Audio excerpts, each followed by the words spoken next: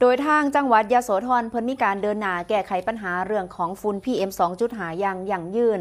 มีการเปลี่ยนการเผาสู่คลังอาหารสัตว์น้ำสร้างรายได้ด้วยโมเดลค่ะเพิ่นใส่คำว่าฟางมาปลาโตคนยโส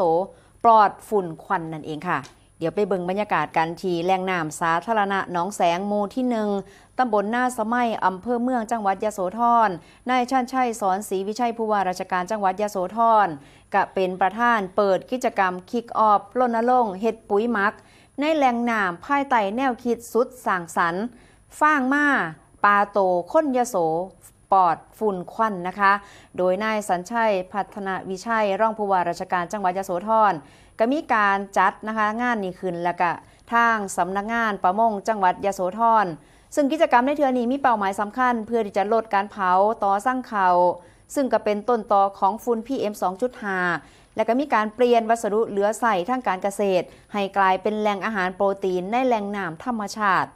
ไฮไลท์สำคัญก็คือการสาธิตการถ่ายทอดองค์ความรู้เทคนิคการเฮ็ดปุ๋ยหมักในน้ำให้แก่เกษตรกรและก็ประชาชนที่มาร่วมงานซึ่งก็สามารถเฮ็ดได้ง่ายและก็ประหยัดต้นทุน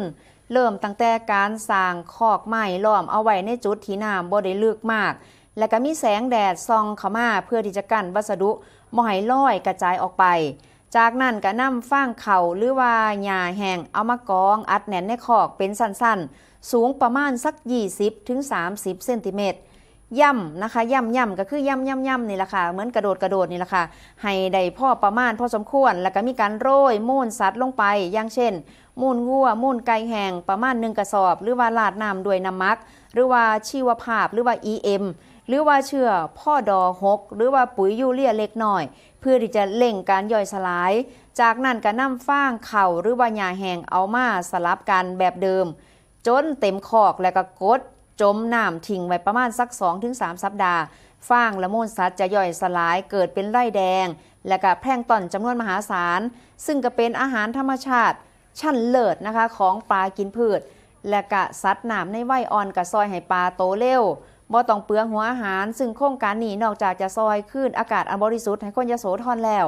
ยังซอยลดต้นทุนค่าอาหารปลาและก็เพิ่มปริมาณสัตว์น้ำให้กับชาวบ้านได้มีกินมีใช้